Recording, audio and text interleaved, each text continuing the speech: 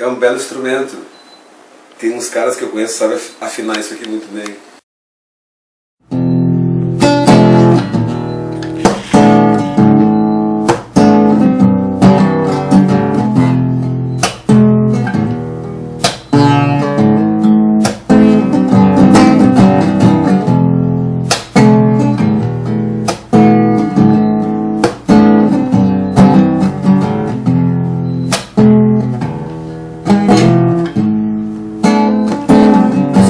Da blusa que você usava e meio confusa desabotoava, e um pouco a pouco me deixando ver no meio de tudo um pouco de você, nos lençóis macios, manticidão, travesseiros soltos, roupas pelo chão, braços que se abraçam, bocas que murmuram palavras de amor enquanto se procuram. Chovia lá fora e a capa pendurada me dizia tudo, eu não dizia nada. E aquela blusa que você usava num canto qualquer, sozinha esperava. Fio da Navalha hoje conversa bem de canto e tranquilo com Edu da Mata, o Caboclo. Caboclo é músico em Pelotas, compositor, arranjador e instrumentista, produtor e agitador cultural de nossa cidade. Caboclo, primeiramente muito obrigado por ter aceito o convite do Fio da Navalha. É um prazer bater esse papo contigo. Pô, eu que agradeço a oportunidade, né? É difícil a gente que trabalha na área de produção se doa muito na coisa de produzir os outros, às vezes esquece do próprio trabalho, né? É uma oportunidade até de eu me lembrar que sou músico também. Edu da Mata, me diz uma coisa, por que Caboclo? Pois, isso, tu vê, é coisa de futebol, né? Porque quando eu sou carioca de nascimento, sim, e arroio-grandense de existência. Então eu me mudei para Arroio Grande muito jovem, né? Eu era muito queimado do sol e fui cair justamente na turma do futebol, sempre foi futebol minha paixão. E aí é apelido de turma de futebol.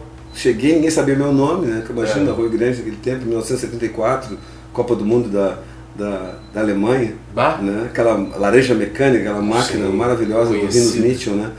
Então eu jogava muita bola e ninguém sabia meu nome, eu, como era muito moreno, do sol, vinha, né, do Rio.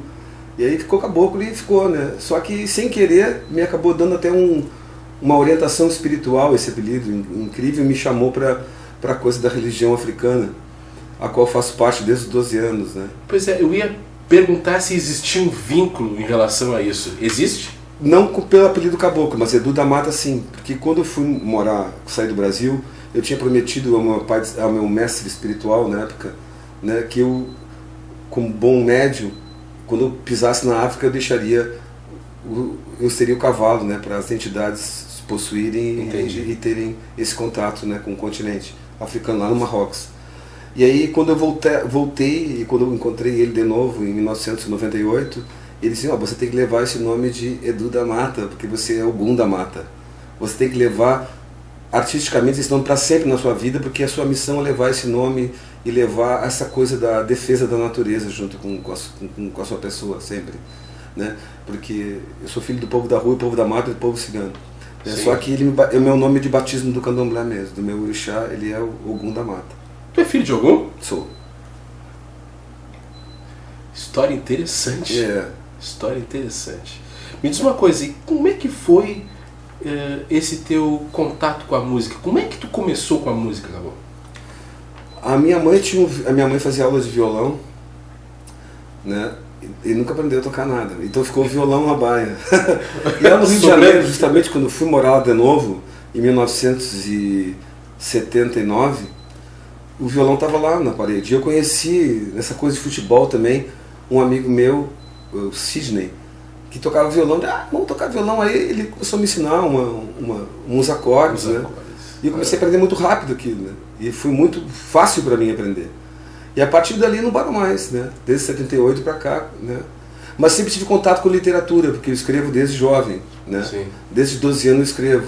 Sabe? A literatura, na verdade, faz mais parte, é a minha antecessora da música, né? Sempre gostei muito de escrever, sempre lia muito desde novo, né?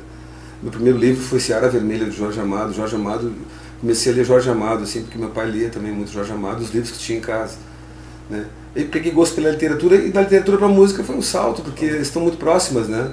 Ainda mais as influências musicais que tive quando aprendi a tocar violão eram Belchior, né? Rock and roll direto com os Stones e Bob Dylan, né? Bom e velho rock and roll. Exatamente, né? Mas por causa, e o blues também, né? Por causa disso. E está muito próximo, né? A literatura da música são muito irmãs, né? A música ganha um pouquinho porque, se bem que o livro existe sem trilha sonora, sim, e um disco instrumental existe sem letra, então estão em níveis parecidos. Assim.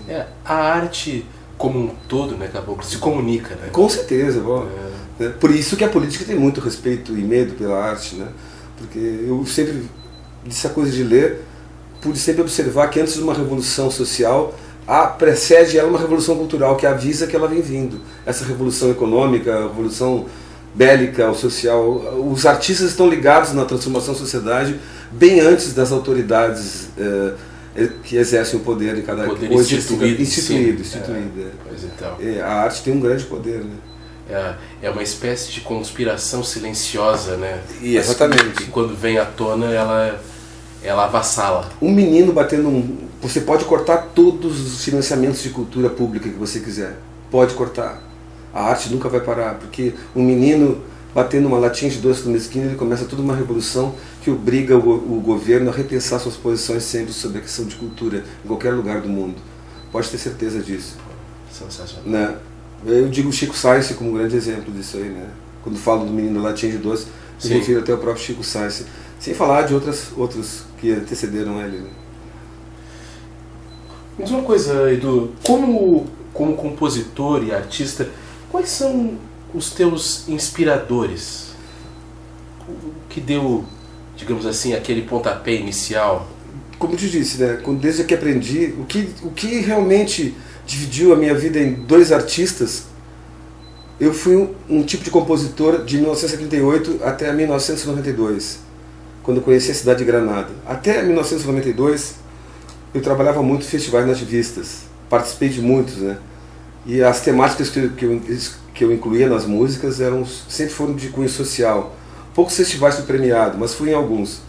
Porque para mim era aquilo, eu gostava da ajuda de custo, nós tomar um trago, os músicos, fazer uma festa e participar do evento do que se ganhar a premiação. E estar lá dentro e conhecer músicos e tal. Sim. Mas até 92 eu era muito influenciado por uma onda geral que invadiu o Brasil naquela época. Porque a gente aqui pegou os 50, 60, 70 e os 80 juntos. Né? Uma questão de ditadura, uma bolada só, somos privilegiado. Mas havia uma coisa, um fenômeno cultural no Brasil que só havia aqui no Rio Grande do Sul, que eram os festivais nativistas. Que na época havia mais de 180 festivais anuais gravando discos, isso era um fenômeno fonográfico. Ninguém se lembra disso. Cada cidade tinha seu festival com seu disco. Sim. Né? Então aquilo era um grande espaço para nós que o pessoal do resto do Brasil não tinha. Embora naquele momento estava surgindo o rock nacional, né? Com Cazuza, Legião, Titãs. Mas eles não tinham acesso a Tambo do Bando, a Noel Guarani, a Senai Maicá, a própria música latino-americana de Violeta Parra, Vitor Hara, que caía para nós aqui diretamente por osmose, fronteira, né? E os festivais nativistas naquela época, como Musicanto, como a Califórnia, que os dois participei, né, como outros festivais mais abertos, eles davam entrada a esse flerte com os ritmos latino-americanos, né? E surgiram muitos trabalhos interessantes naquela época, né? E até 92, então, a minha influência era muito voltada para os festivais. Então eu lia muito para o Eduardo Galeano, eu lia muito os Beatniks, eu lia muito, tudo que passava eu queria ler para ter um conhecimento maior sobre escrever letras, né? Sim.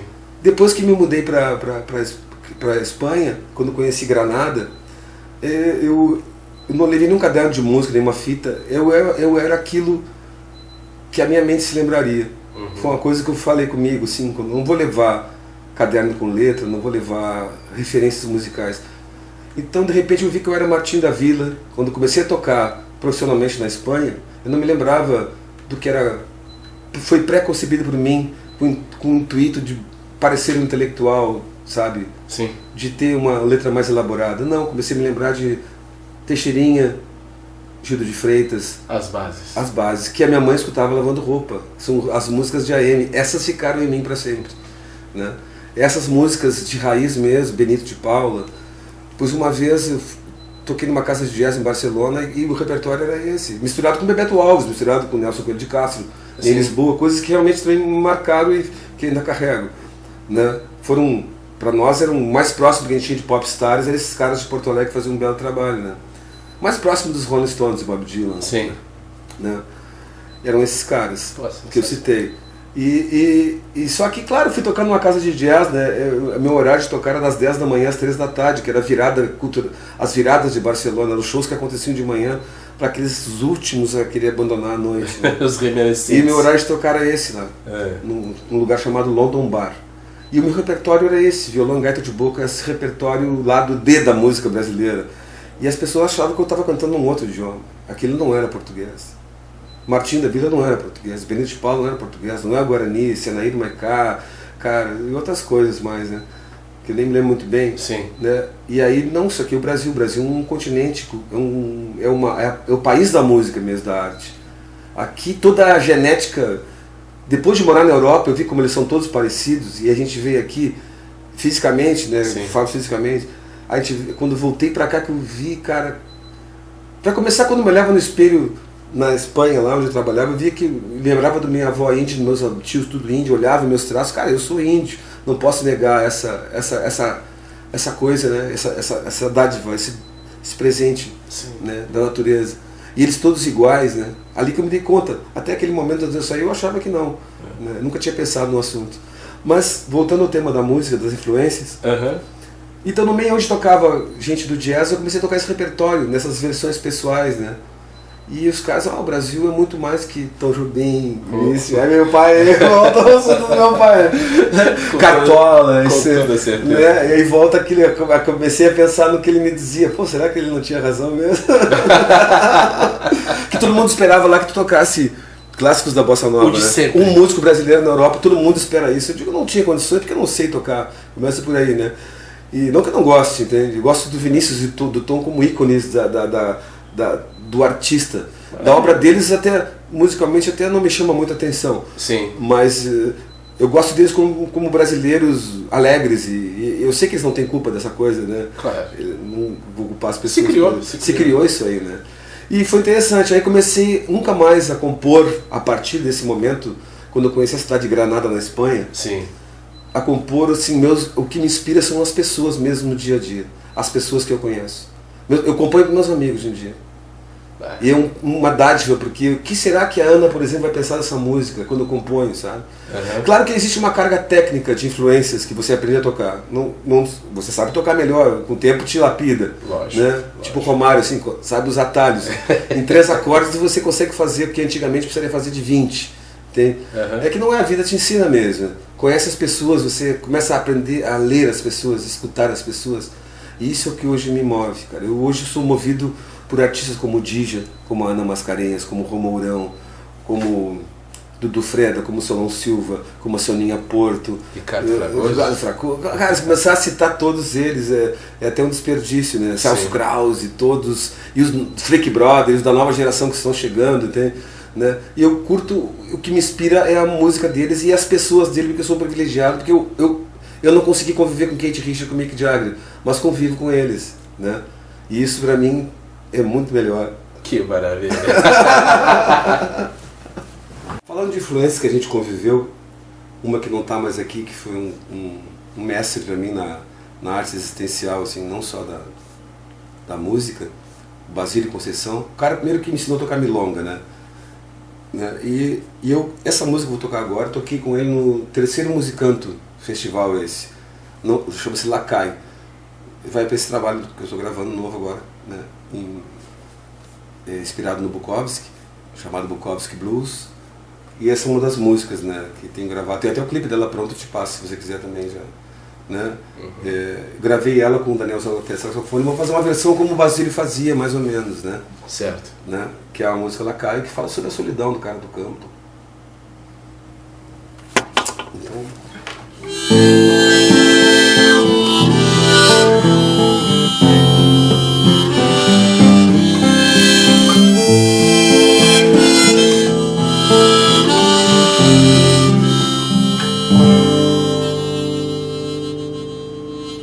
Lembro ainda, era fim da tarde, os olhos eram medo. Tua presença iluminava a sombra imensa do arvoredo. Nas vestes tuas, onde muitas luas deixem meu cansaço. Cê vai agora pela estrada, fora a vida, passo a passo. Lembro ainda, tu me vinhas com a noite nos braços. Tão devassos eram os gemidos pelas madrugadas. A querenciada no meu peito, lambuzada de saudades. Que davas como um anjo, China linda, livre, saciada. Mas partiste como partem as coisas que me são mais caras. Teus avios de amor encheram minha alma de cueras. Mas não me vergo assim mais, ensine o meu cavalo baio.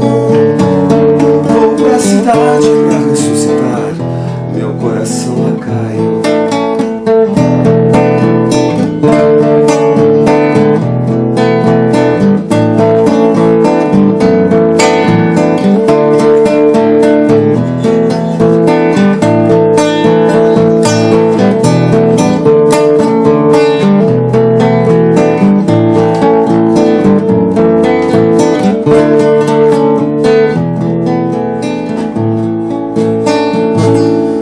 Mas partiste como partem as coisas que me são mais caras. Teus avios de amor encheram minha alma de cueras. Mas não me vergo assim mais, ensine o meu cavalo baio. Vou pra cidade pra ressuscitar meu coração lacaio.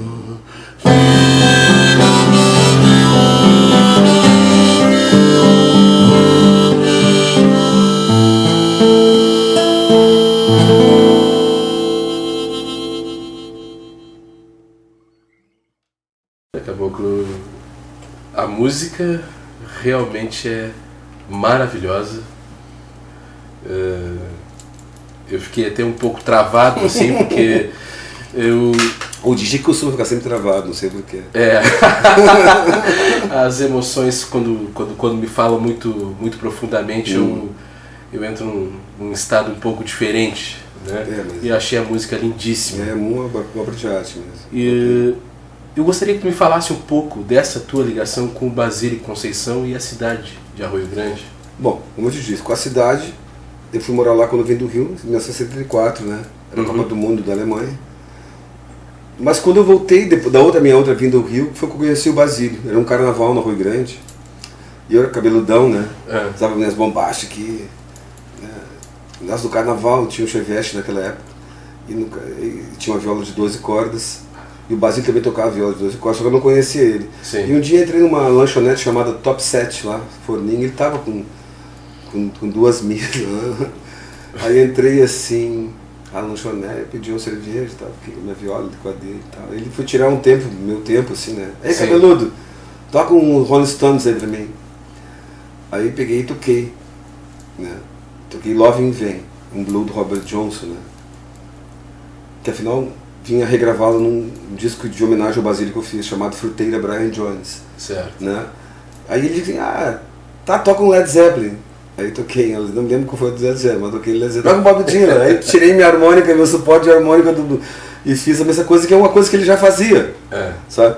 Digo, mas não, nós não podemos passar o carnaval aqui, vamos embora à Praia do Rosa. E naquele momento eu peguei minha viola, minha gatiboca, e fui com ele e as outras duas meninas para a Praia do Rosa. E lá a gente começou a nossa história musical juntos. E comecei a trabalhar com ele como segundo violão, né? Ele tocava. Mas depois Gil Soares na flauta, nós trabalhamos juntos, Gil, mais o Conrado, né?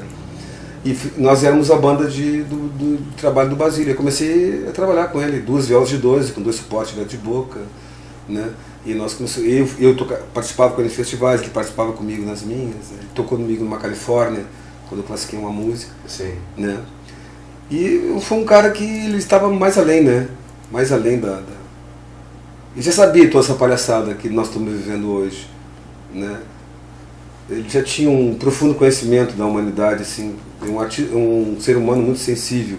Entendo. Então ele meio cagava pro lance, sabe? Pra tudo, pra política, ele sabia que tudo era igual, né? E só que eu não conseguia entender muito bem isso naquela época. Ainda era um militante da esquerda, sabe? Tinha formações marxistas, né? E coisas desse tipo.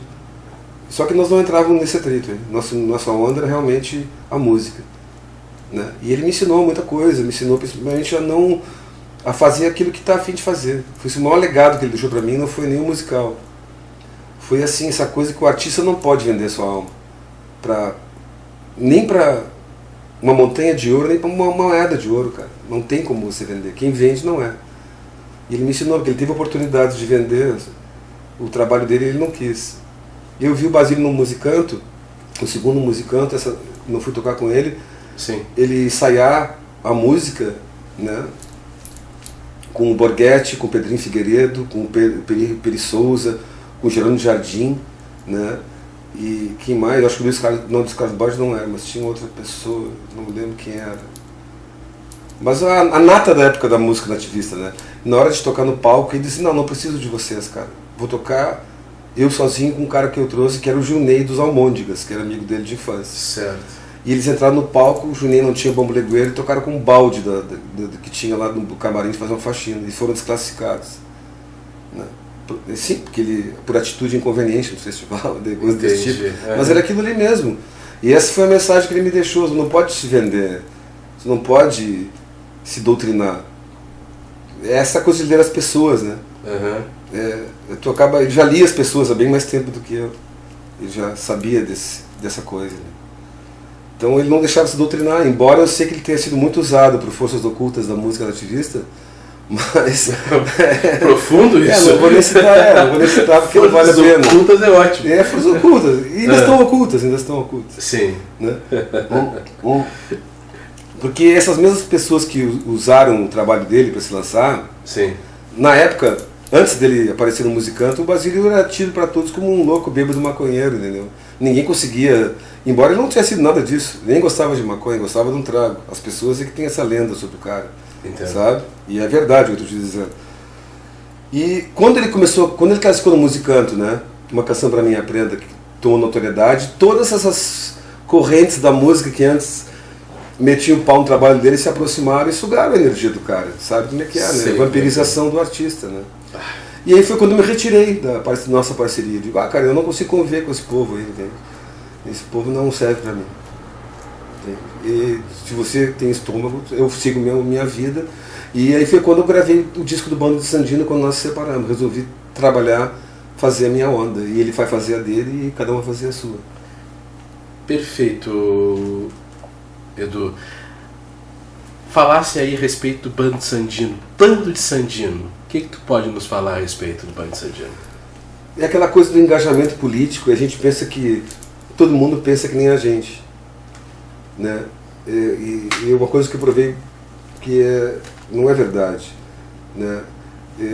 Foi um erro aquele disco, assim, pra mim foi. Eu não faria hoje daquela forma. Né? Sério? Não faria. Porque foi um disco muito induzido por Pablo Neruda, por Eduardo Galeano, por coisas realmente que é como eu te disse, é um trabalho materializado em cima da ideia dos outros. Entendo. Eu praticamente só mudei as palavras, sabe? Só mudei as palavras ali. Embora há músicas que eu goste ainda dali, né? Pois é, aí eu te pergunto uma coisa. E teria como naquela época, pela tua maturidade, pelo momento que se vivia, ser diferente hoje, porque tu tem um pouco mais de maturidade, tu percebes isso? Essa coisa da liberdade de expressão, né? Eu vou te dizer, por exemplo, né? Olha só como a arte tem poder. O Partido dos Trabalhadores ensinou os outros a fazer campanha política em cima da arte. Ninguém tinha showmício antes do PT, ninguém tinha propaganda produzida em cima com música de qualidade, com imagens, com atores que apoiavam. Pode ver, a última eleição foi o maior exemplo disso. Tu olhava na televisão, não sabia. Aqui em Pelotas, no caso, falo muito especificamente. Sim. Não sabia quem era a situação. Uma confusão, né? Todo o maquiamento artístico que havia ao redor e a retórica, todos com as mesmas propostas.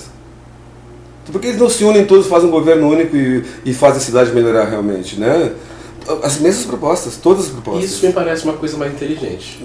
Eu acho. Mas aí não seriam partidos, seriam inteiros. Já dizia o Betinho, né? Que sejam inteiros, que funcionem, entendeu? Que sejam inteiros enquanto durem. É isso aí, que sejam inteiros, mas enquanto durem, cara, né? Mas então, com certeza, e para um jovem é difícil, tu tá sempre cerceado, né? E geralmente por gente mais velha, né? Porque tal, isso é legal. Aí hoje, por isso que eu admiro a juventude. E trabalho, 99% dos artistas com qual eu trabalho são bem mais jovens do que eu, podendo ser meus filhos. Sim. Né? Não tem que agradar ninguém, cara. A arte tem que agradar a si mesmo. Aí, um cara qual eu admiro, que é das artes plásticas, que é o Pablo Picasso, diz uma frase interessante que descobri lá na Espanha. Quando fui visitar o museu dele lá, sim, tinha uma frase dele: eu pinto pra mim, se os outros gostam, não é problema deles. Eu acho que o princípio da arte é esse. Você faz primeiro para si mesmo. Tá? Pensando em outros, mas não tentando agradar mercados e sistemas e cara, entrar em conveniências, entendeu? Isso aí tu já perdeu. Com certeza, perdeu sua identidade total. Né? Total. Eu escrevo, tá? Escrevo. Só que o ponto de prazer começa quando eu escrevo.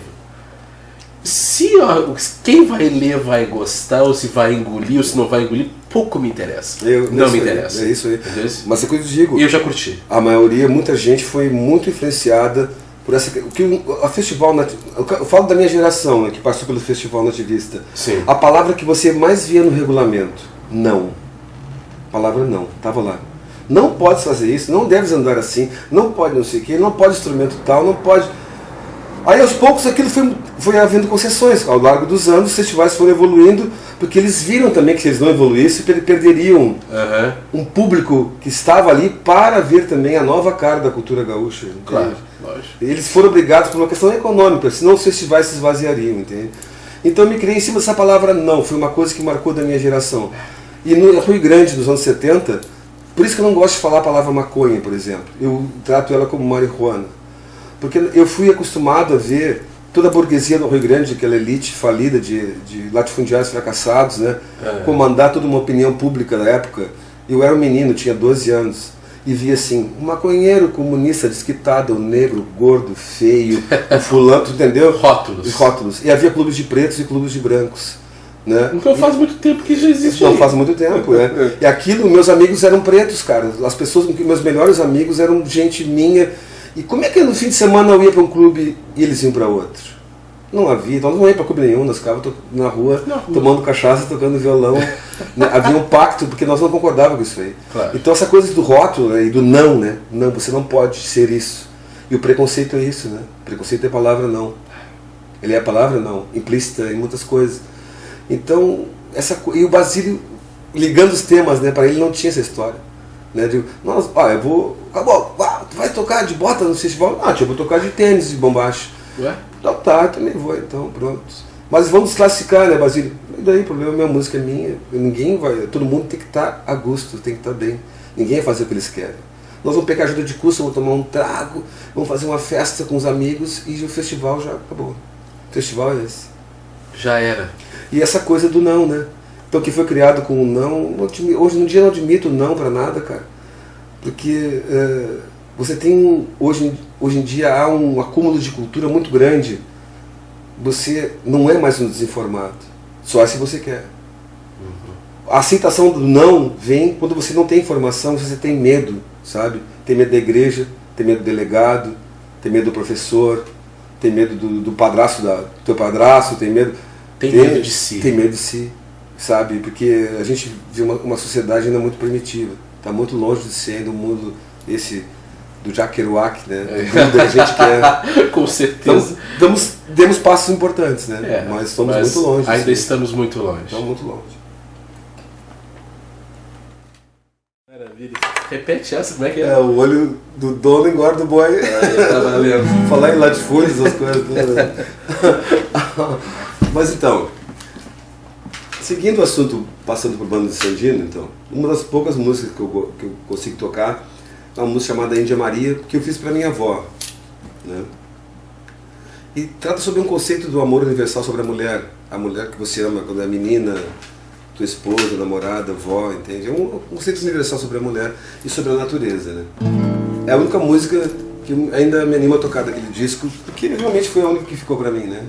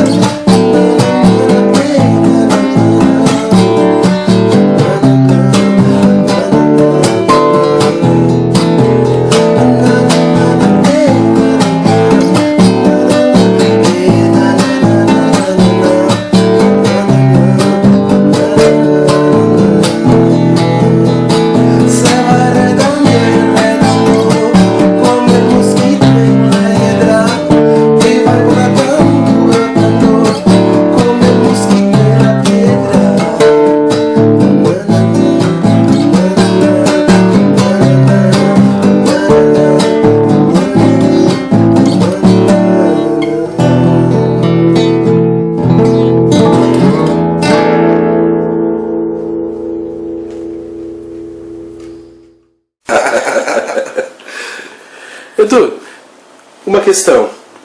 Como é que tu percebes hoje a atual música popular brasileira? Ela está acabando? Pois, como eu te disse, Acho que a tecnologia influenciou muito hoje em dia no estilo de composição da música brasileira. A gente não vive mais aqueles tempos do Caetano Chico, violão e voz, né? Um cara que mudou o padrão, a tecnologia mudou a forma de compor do compositor brasileiro, né? Sim. O computador veio, o Lenine é um caso muito, para mim é o grande expoente nessa área da composição, né? Aliado à tecnologia. Não que o que ele não faça, ele não comece no violão, ele começa, a composição começa ali, não tem como ele começar no computador, em cima de um loop, não é nada disso. Sim. Mas hoje em dia a tecnologia ela vem sendo uma ferramenta, é o pandeiro do compositor, né? É a assessoria rítmica dele para compor, né? E até a parte de configuração de som, né? Então mudou aqui, mas mudou em todos os lugares do mundo, não mudou só aqui.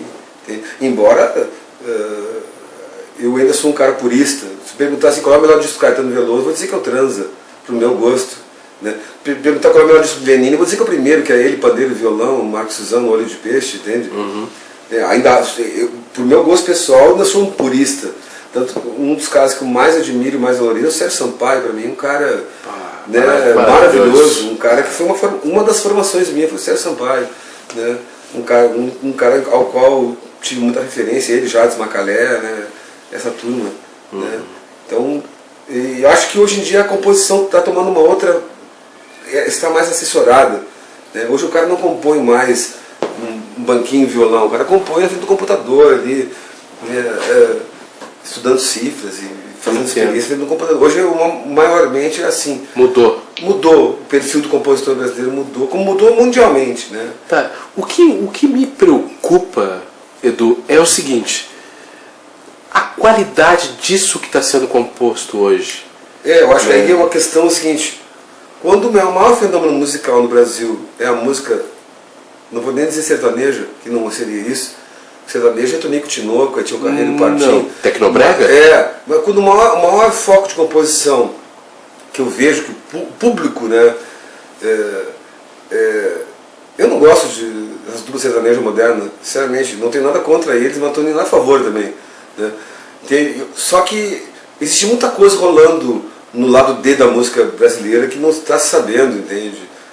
Por exemplo, Pelotas, né? Digo caso. A pergunta que é subsequente é exatamente essa. Eu vejo tanta gente boa aqui, entende? E se cito vários compositores, né? Sem querer citar nenhum, por exemplo, citando um como exemplo de música rural, que é o Marco Gutinari, por exemplo, né? Um como música rural, que a gente até produziu o disco dele. Certo. O Marco é um cara que tu escuta ele à primeira vista e tu acha que ele é um cara mineiro. Tu acha que ele é um cara mineiro, um cara que mora aqui na Serra Gaúcha, aqui, um cara, e nunca teve lá.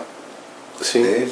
Então, ele ainda segue sendo um compositor fiel às raízes dos anos 70, do Clube da Esquina, aquela coisa dos O Marco Gutinari é aquele do Tempo das Águas. Isso, lá, o Marco do Tempo das Águas, né? Certo. Aí mas tu pega um Dija, o Dija ainda é fiel à composição dele, por exemplo, nessa linha mais João Bosco, essa linha que bebe mais da fonte da MPB mesmo, vinculado ao samba, né? E ele é um cara, o Dija é um dos poucos ainda que restam, como o Totonho também, né? Sim. Né? Não dá para falar num, não falar no outro, né? Dessa vertente mais de compositores ligados à raiz da MPB mais tradicional, de Chico Caetano mesmo falando, de João Bosco falando, de Djavan falando essa vertente mesmo, né? Mas eu acho que tem muita coisa nova surgindo, assim, sabe? E acho que a maioria a gente não conhece, nem eu conheço, passa por ti, assim, troço. Uhum. É muita informação, né? Hoje em dia. Uma grande quantidade. Exatamente, mas quando eu escuto ainda, cara, uma gravação dos anos 70, do disco Transa do Gaetano, gravado em 4 canais, e digo assim, é tudo isso que esses caras hoje querem fazer. E é um belíssimo. Quando eu escuto Novos Baianos, é tudo isso que esses caras hoje querem fazer. Que os caras faziam 4 canais, hoje os caras têm 1000 canais, com tecnologia, mas não conseguem tirar aquele som e ter aquela inspiração que aqueles caras tinham. Tem? Aí me refiro, a tecnologia não tem culpa, porque ela é apenas uma ferramenta, né? Você não pode tocar um choro sem bandolim, né? Bandolim é uma ferramenta. Tocar o Pepeu Gomes dos Novos Baianos, por exemplo, né? Maravilhoso. Não teria como tirar aquele som dos Novos Baianos, o bandolim do Pepeu Gomes. Mas eu acho o seguinte, a vida que está medíocre mesmo, as pessoas é que perderam seus sonhos. E o compositor reflete essa perda de identidade com essa coisa que eu sinto assim em todo mundo, ninguém sabe muito bem o que vai acontecer. E antes aqueles compositores tinham sonhos. Sonhos vinculados a movimentos sociais, sonhos vinculados por ignorância, por ingenuidade. Então eles davam tudo de si. Hoje o compositor não consegue dar tudo de si. Certo. Ele é superficial.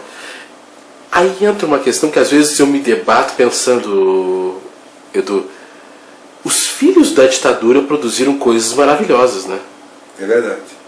E hoje com toda, entre aspas, liberdade que se tem, o cara vê uma fábrica abundante de merda, né, tia? Tu sabes que outro dia eu estava vendo uma entrevista do Paco de Lucio Camarão de la Isla, uma entrevista de 1977. E o entrevistador perguntava a mesma coisa, dizia a mesma coisa, em 77, hein, na Espanha. Sim. Perguntando assim, por que abundam os medíocres? Né? E o Paco dizendo assim, cara, eu toco flamenco e para você tocar flamenco o troço é simples, você tem que estar na calle, tem que ser da rua, sim, tem que ler as pessoas. Hoje em dia, como te disse, é uma indústria de composição por normas, né? E, por exemplo, você faz uma música em 7 compassos, no 8º, sabe que tem que mudar a nota, senão vira um plágio. Se tu analisar bem musicalmente o que está sendo feito hoje, parece que uma é igual a outra. Né? Se muda um acorde numa sequência harmônica. Né? E se criou uma indústria da composição também. Isso é mundial, não é só aqui. Claro. Né? E é isso aí. E o que eu noto como, por exemplo, escutando agora, antes de você chegar, eu estava escutando Orlando Silva cantar Deusa da Minha Rua, junto com o Roberto Carlos. Né? Olha aquela beleza de melodia, no tempo que não se cantava com microfone ainda. Né? Sim. Orlando Silva cantava, né? O cantor das multidões, né? Digo, cara, os caras estão. Hoje os caras querem conseguir aquele resultado emocional que aquilo provoca nas pessoas. Que as músicas hoje em dia, a composição são superficiais. Elas te dão um efeito, e se não estão associadas a ritmos é pior ainda. Hoje é muito associado a ritmo, a coisas dançáveis e entretenimento. O brasileiro não sabe mais lidar com o pensamento, né? Não sabe mais lidar com a interpretação de uma letra, sabe? O bagulho é muito em cima do ritmo, você é obrigado a colocar um bagulho dançante para ter uma chegada nas pessoas, né? Mas nem todo mundo é um compositor assim. Por exemplo, a Ana não é uma compositora assim, é uma compositora profunda, né? Ela dá linha a cara de você prestar atenção, ela não é ligada a essa questão rítmica direticamente. Não que não tenham, é isso que me refiro. Entendi. Ela não fomenta o trabalho dela em cima daquilo ali. E a maioria que eu vejo hoje em dia é baseado nessa desculpa brasileira do ritmo, entendeu? Aí tu não valoriza um Elomar, aí tu não valoriza um próprio Chico Buarque, inclusive, tem, né? Aí é isso que um padrão superficial de composição. Existem coisas boas, né? Mas é que hoje a tecnologia é um acessório, né? Que nem o Moraes Moreira era o bandolim do Bebel Gomes. Que maravilha. É exatamente isso, cara. É exatamente isso. Tem uma ideia, ó, tecnologia, né? Isso aqui, ó, um suporte de gato de boca. Quando eu comecei tocando com o Basílio, meu primeiro suporte eu mandei fazer num ferreiro, não havia no Brasil para vender, um bagulhinho desse aqui. E quem tinha isso aqui, era como se quem tocava violão gato de boca naquela época, era um fenômeno interessante, né? Porque ninguém tinha isso aqui. Simples suporte de uma gaita de boca. Sim. Aí tinha que mandar fazer em ferreiro com as borboletas que prendiam aqui, no fio de cobra, né? Sim. Né? Então olha o que é a coisa da tecnologia, né? Tango e Vino de Cartão. Vino de Cartão, essa música tem esse nome porque o vinho de cartão, né, o vinho de caixa de papelão, né, é o mais barato que você pode tomar na Europa lá. E eu trabalhava com muitos argentinos carregando caminhão no mercado público de Barcelona. E aí veio essa inspiração de fazer essa música sobre a relação do imigrante legal, porque eu fui 9 anos de imigrante legal. E não sei por que as coisas baixam, mas elas baixam. Então talvez seja uma história de tango de um amor que eu não vivi. Certo.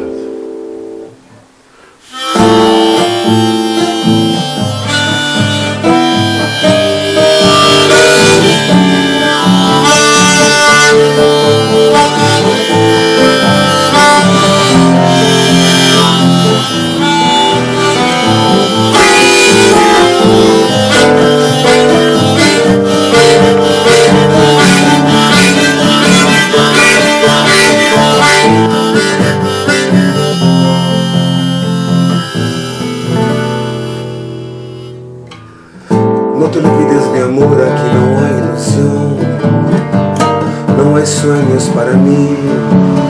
Mi luz de silencio, no hay solución. Si tú quieres partir, ningún lugar donde dormir, y nadie acordarse de mí. Ni Dios ni dinero, todo es sombra y dolor. Si tú quieres huir, para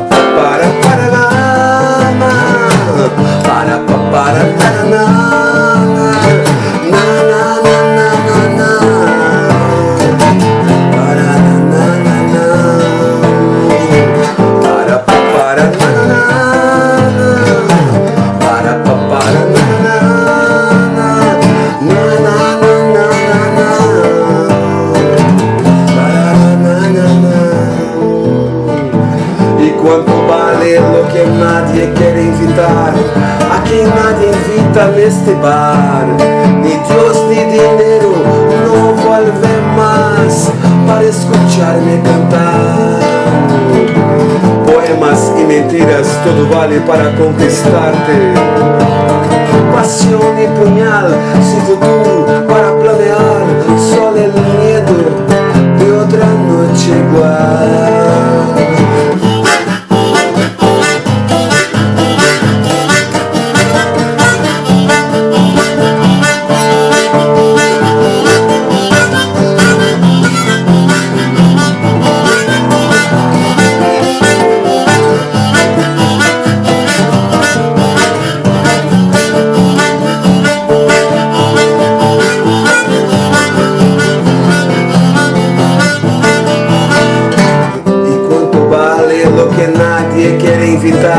A quem nada convida neste bar. Ni luz ni silencio, no vuelve más para escucharme cantar. Poemas y mentiras, todo vale para conquistarte. Pasión y puñal, sin futuro para planear, solo el miedo de otra noche igual.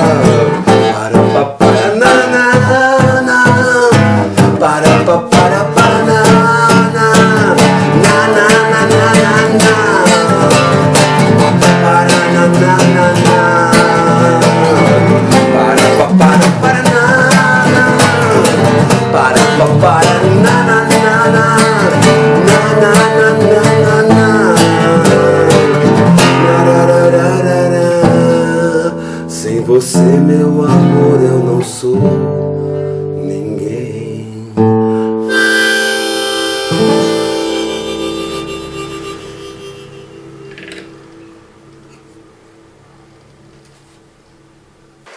Qual é a história dessa música?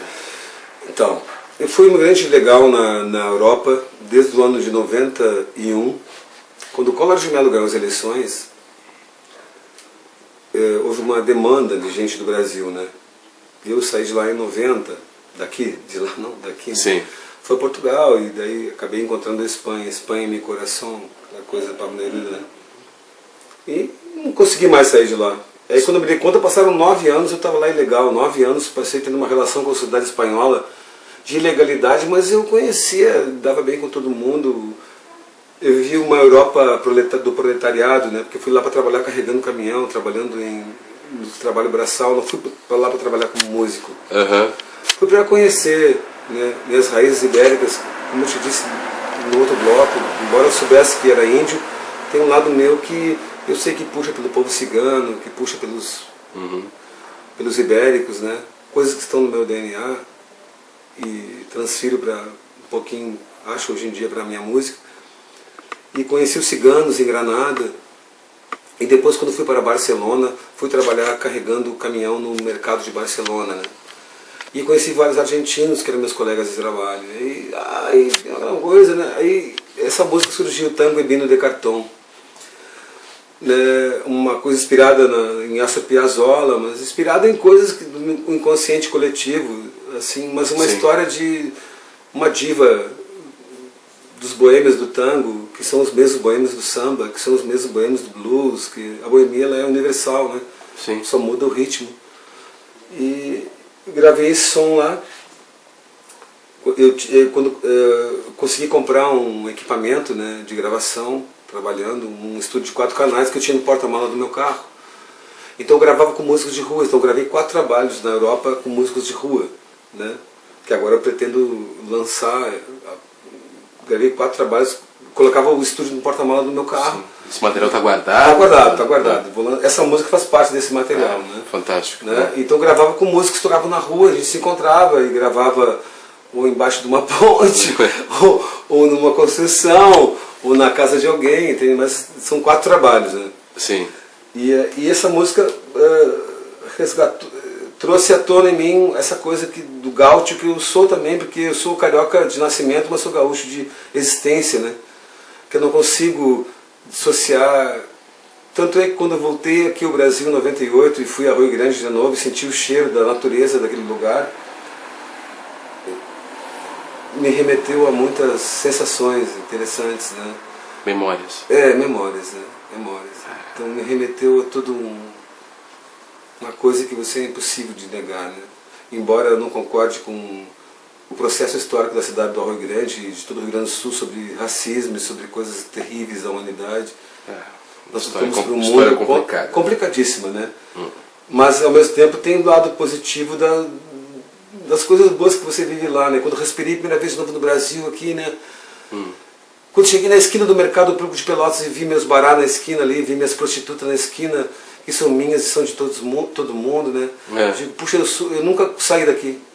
Só apenas estive na Europa. Nunca saí daqui. Eu levei minha música para lá. Eu nunca saí daqui. Apenas fui lá aprender coisas com os ciganos do flamenco e fui aprender. Eu nunca saí. Eu levei comigo a essência desse lugar aqui, que é do Camaquã para baixo, que é um outro Rio Grande do Sul, é uma outra história, entende? Nós vivemos o Rio Grande do Sul dos africanos aqui, que eu carrego essa chita na bombacha sempre, é uma bandeira que eu uso para sempre lembrar todos os gaúchos, os índios que foram massacrados na Revolução Farroupilha, os negros que foram massacrados na Revolução Farroupilha, das mulheres que foram massacradas na Revolução Farroupilha, porque a minha avó lavava roupa no rio com uma chita amarrada na cabeça. Eu acho que as mulheres são o maior símbolo da opressão universal, né? Sim. E quando me perguntavam assim, por que você usa chita numa bombacha? Eu digo, cara, simplesmente porque se fosse de seda, eu usaria de seda, com o tecido mais barato, eu uso de chita. Certo. E nunca deixei de levar o meu lugar para onde eu fui, apesar de ter passado tantos anos longe, né? Sempre levei essa essência, que a gente aqui na metade sul é viking mesmo. Nunca fizemos questão de fazer pactos com Porto Alegre para cima. Sim. Isso hoje acho que nos favorece, embora naquele tempo não nos favorecesse. Porque você é obrigado a ter uma imagem que os outros querem que você tenha. Eu nunca fiz questão disso. Eu sempre levei a imagem do Camaquã para baixo. Eu acho terrível essa imposição dessa imagem, digamos assim, engessada. Culturalmente, emocionalmente, espiritualmente, entendeu? Que no fingir dos ovos não te conduz a nada. Não, cara. Nada. Você é um xerox de coisas que querem que você seja, né? Exato. Né? Então eu não posso assimilar, por exemplo, em Pelotas, por exemplo, você não dizer que a música de Pelotas é representada por ícones alienígenas, do envolvimento social um pouco superficial.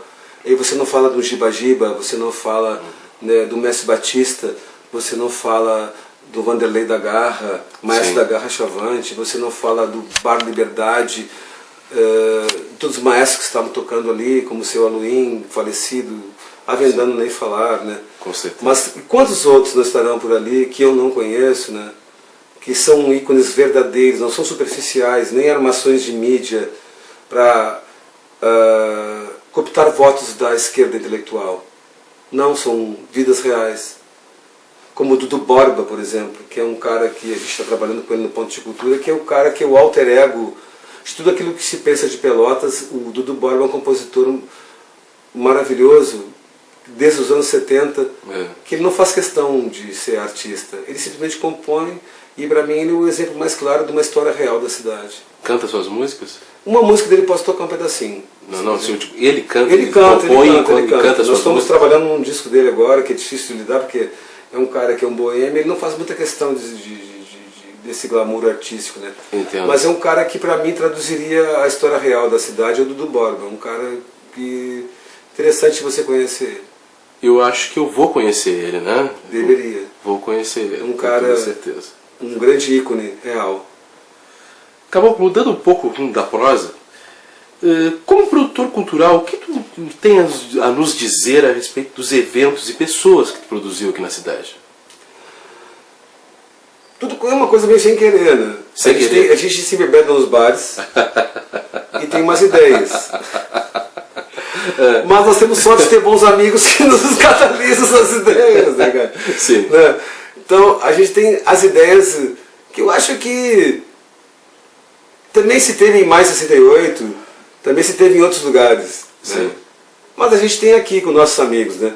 E a gente consegue por A, por B, por C, não se ganha grana nesses eventos, né? Quando a gente empata, a gente consegue dizer que o evento foi um evento vencedor. Geralmente a gente empata. 0x0 tá bem. Tá bom, 0x0 já, como diz, não, esse jogo não é 1x1, como diz o Jacques Paneiro, né? Uhum. Mas é um prazer trabalhar em eventos, porque trabalho com meus amigos, que são minha família, né? Como eu te falei anteriormente, vivo o som que esses caras fazem. Certo. Então para mim é um prazer produzir, porque produzo eu, Betinho, Davi Batuca e outros companheiros que trabalham nessa frente. Uhum. Nós produzimos com o maior carinho esse trabalho, porque, cara, é um privilégio.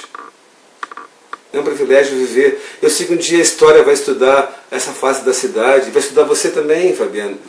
Vai estudar todo mundo. Uhum. E como em Woodstock, né? Uma vez me disse o Raul Wanger assim, eu queria ter vivido naquela época. Eu digo, cara, eu vivi na época que eu tinha que viver.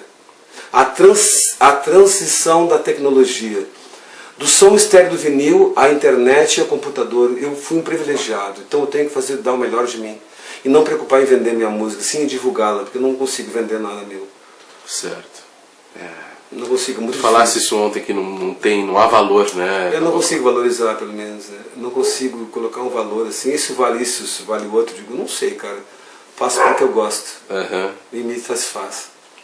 Fantástico isso, cara. Uma curiosidade minha, Caboclo. Sônia Porto. Da onde a relação musical com ela? É muito interessante. A Sônia, eu estava gravando um disco chamado Carnaval na Babilônia, então foi um disco muito interessante, porque eu usei mais de 120 músicos nesse disco, né? Bah! Foi um disco gravado pouco a pouco no estúdio do Dr. Áudio, né? Sim.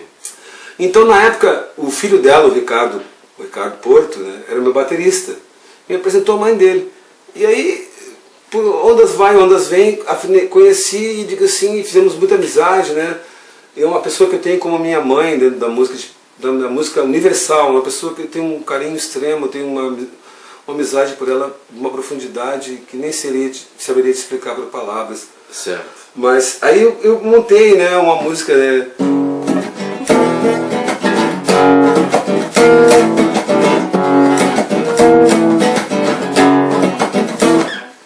Cheguei numa caranga e num apartamento do Leblon.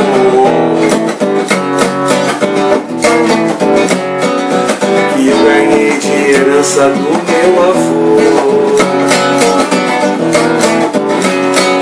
Então eu tinha composto essa música. Eu não posso falar em cima de que personagem foi, porque vou me comprometer, pode me processar. Ok. Mas aí eu mostrei pra ela, digo, vamos gravar, Sônia. E a gente acabou tendo uma cumplicidade, porque a Sônia era uma cantora da raiz, né, do roots, do samba canção, sim, do choro, do samba de raiz. E eu escrevi a letra, entramos pro estúdio e a gravação, né, foi muito feliz. Conseguimos o objetivo que a gente queria. Sim. Né? E a partir daí a gente, toda vez que eu chamo a Sônia para uma indiada, ela vai atrás porque sabe que vai ser uma experiência musical interessante para ela. E a gente fez uma parceria espiritual muito grande. A Sônia Porto é uma grande artista, a última cantora da era do rádio, uma das, sim, poucas que ainda restam. Uma pessoa com uma dedicação à arte como poucas, né? Uhum. Né? Eu me sinto muito honrado de ter trabalhado com ela em outras ocasiões também. É uma pessoa que transcende o lado artístico, né? Para mim, se eu falar da Sônia Porto, é como falar do Hélio do Catangas, sim, é como falar do Vanderlei da Garra, é como falar de ícones que estão aí, ícones verdadeiros da nossa cultura. Pô, que lindo, cara. Fantástico. Me diz uma coisa, Caboclo. Tantas coisas que a gente conversou e que falou, coisa e tal. Quais são as coisas que te emocionam hoje? Isso é profundo. Eu me emociono hoje em dia a juventude. Porque eu sou de uma geração, como te disse, né? Sim. Todo mundo põe a culpa na juventude pela ignorância. Claro. Mas o mundo sempre foi governado pelos velhos. E não deu certo. Então eu me emociono a ver um cara de 50, vou fazer 50 anos de 14 de janeiro agora do ano que vem. Tu? Se os maias deixarem, eu vou fazer. Se os maias deixarem, é ótimo. Dezembro é o fim do mundo maia, né? Isso. Vou fazer 50 anos, né? E eu me emociono assim de ver os jovens que trabalham comigo e me tratam como se eu tivesse a idade deles. Eu sei que não é falsidade da parte deles, eu sei que eles me veem assim. Então me emociona saber que assim como o Mick Jagger e Kate Richards consegui enganar o tempo. Sabe, porque consegui enganar o tempo. Embora tenha meus cabelos brancos, embora tenha, eu não perdi a vontade de ver, criar essa coisa da juventude, de lutar por um mundo melhor. Não fazer da velhice uma desculpa, nem da juventude um pretexto. Sabe? Eu estar junto, hoje me lido com pessoas de 90 anos e pessoas com 19 anos e não consigo notar a diferença entre elas. Então eu me orgulho de poder perceber essa coisa que o tempo não consegue destruir. É porque a juventude não passa de você envelhece quando você perde o interesse pelo mundo, cara. Você pode envelhecer fisicamente. Isso é natural. Mas não precisa ficar feio. Você não precisa ter 30 anos e estar escravo de uma gravata. Não precisa ter 30 anos e estar escravo de uma situação ao qual você nem sabe onde é que está metido. Então eu sou feliz quando eu me dou conta que eu percebi isso com 12 anos de idade, quando via todos os amigos do meu pai do Banco do Brasil, que era o emprego da época que todo mundo queria, ter umas vidas destruídas, simplesmente por um objetivo econômico. Se eu não tiver dinheiro na minha vida, cara, posso terminar minha vida fumando pedra de crack embaixo da ponte. Eu não me importo. Ou de pedreiro, levantando uma parede, se fazer todas essas coisas. Só não posso perder aquela coisa que o Carlos Castaneda diz no seu livro, O Segundo Ciclo do Poder, um livro que fala sobre as mulheres, né? Uhum. Siga o caminho do seu coração. No final dessa história, posso até me fuder, entendeu? Posso até acabar como o Bukowski, maior bebedor de cerveja, Guinness Record, né? Como o Pedro Bittencourt, como Basílio Conceição, que já citei, e outros ícones, né? Como Vanderlei da Garra. Mas, cara, paga o preço. Paga o preço, porque o contrário, para mim, é impossível. Eu não posso concordar com uma sociedade que escraviza garçons, lavadeiras, empregadas domésticas, guardadoras de carro, atendentes de loja. Tá legal eles estarem ali. Se eles param, para a sociedade. Quem vai fazer aquela função? Os engenheiros, os doutores? Se não tem os caras que façam aquilo ali, então a sociedade, como é feita para escravizar, digo, se eu concordar com eles, prefiro acabar minha vida fumando pedra de crack embaixo de uma ponte, mas nunca vou concordar com a escravidão. Todo mundo é obrigado a fazer sua comida, a saber fazer. Todo mundo é obrigado a lavar sua roupa. Todo mundo é obrigado a cuidar de si mesmo. Não consigo uma sociedade que se baseia em escravidão, um bagulho ainda que vem lá de 36 mil anos atrás. Nós não evoluímos porra nenhuma. A escravidão apenas aumentou. Hoje ela é só econômica. Todas as cores são escravas. E quando alguma pessoa afrodescendente me fala assim, mas os negros são racistas, mas tem mais que ser, tu passou por que eles passaram, como é que tu vai saber? Tu sentiu o que eles viveram? Como é que tu não vai ficar com nenhuma mágoa? Eu ficaria. Eu ficaria. Eu pessoalmente ficaria. Como tu não vai ficar com uma mágoa disso aí? Concordar com uma sociedade que começou errada? Por que o outro tem que trabalhar por mim? Por que eu não sou ensinado desde pequeno a fazer tudo? A ser independente? Como Pitágoras, os gregos e os egípcios faziam, né? Sim. Ensinava o ser humano a ser independente desde pequeno, a lavar sua roupa, fazer sua comida, se alimentar, entende? A cuidar de si mesmo. Maravilhoso. Caboclo, sei que, e acabei até vendo um vídeo teu na internet em que tu gosta de fazer releituras de músicas, né? Da onde saiu esse gosto aí? É como eu te disse, quando cheguei na Espanha, que eu larguei meus cadernos, minhas fitas, né? Fui tocar no metrô. Na verdade foi em Portugal. Eu não trouxe, foi de propósito. Eu vou trabalhar em cima da minha memória. Aí comecei a tocar, como eu te disse, Martinho da Vila, MC Pau, Cartola, Teixeirinho, Judy Freire. Aquilo é o cara que eu era. Sim. E me dei conta que eu era um grosso, cara. Eu era um cara que eu era metido a culto intelectual. Eu era um idiota. Até o ano de 92, eu compunha em cima de opiniões alheias sobre livros, filmes, discos de outros, porque intelectual sempre tem que ter uma referência, nunca pode falar por si mesmo. Claro. Você tem que fazer um álibi com Bob Dylan, tem que fazer um álibi com não sei quem, porque você não é assim mesmo, né? Então hoje eu vejo, cara, Martim da Vila e Benedito de Paula, dois exemplos, são considerados cult. E na minha época eu considerado brega. Sabe? Então, mas é aquilo que eu me lembrava. Então eu me lembrava disso, e comecei a tocar aquilo que eu me lembrava. As releituras vêm numa função de uma pegada que eu aprendi com o guitarrista dos Stones, Keith Richards, né? Sim. Aprendi a tocar violão com ele, o Basílio Conceição, praticamente, foi uma fusão interessante. Eu sou isso aí. Então eu só sei tocar assim. Se me perguntar, vai tocar a música daquele jeito igual? Não vou saber tocar. Eu não vou saber tocar. Eu só sei tocar assim. Não sei tocar de outra maneira. Fantástico. Caboclo. Edu da Mata, pessoal. Caboclo. Sem palavras pelo papo incomensurável que a gente bateu. Uma oportunidade incomum. A câmera e o fio da navalha estão abertos para ti a hora que tu quiser. Tá? E tu diz o que tu quiser agora, Caboclo. Fazer uma música saideira então. Vamos lá. Vamos ver. Então eu vou fechar, cara, com uma música do Basílio Conceição também, chamada Delírio. E a história dessa música contempla aquela coisa de saber ler as pessoas. Essa música era um cara que era assessor jurídico do advogado chamado Pedro Bittencourt. Então ele vomitou o fígado dele num bar à nossa frente. E o Basílio pegou naquele muito bukovskiano. Sim. Ele foi para casa e compôs uma música em cima dessa coisa, né? Eu acho que fala pelos artistas em geral, né? Chama-se delírio.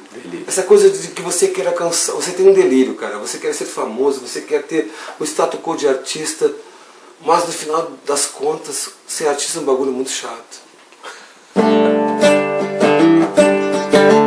Todo mundo espera que você seja artista, né?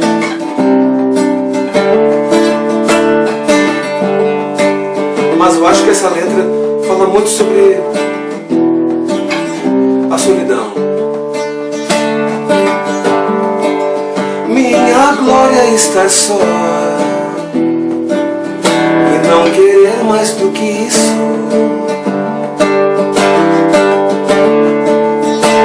Revirar esses desertos,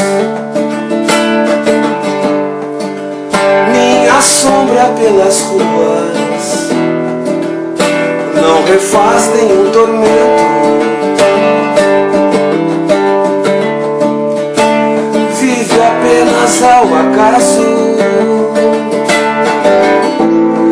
mas não me venham com rosas nem com paixão.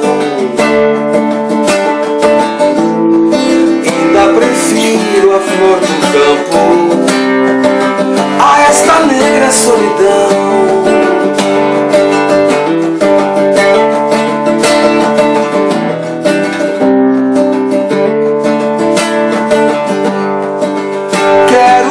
Somente a paz e a imensidão das madrugadas. Este amor calamidade me senti latente estar na mente insana dos amigos que infernizam a cidade. Minha alma clama a liberdade onde vivi. Sabe que existe outros caminhos por aí, e vai volvendo novos vendavais pelo país. É um delírio que me invade o coração, que me faz feliz.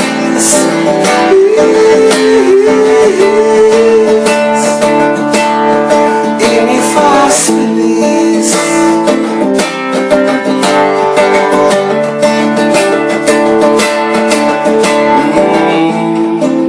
Minha alma clama a liberdade que vivi. Sabe que existe outros caminhos por aí, vai volvendo novos vendavais pelo país. É um delírio que me invade o coração e me faz, só para fazer uma média com o Tom Jobim, de manhã veio o sol, mas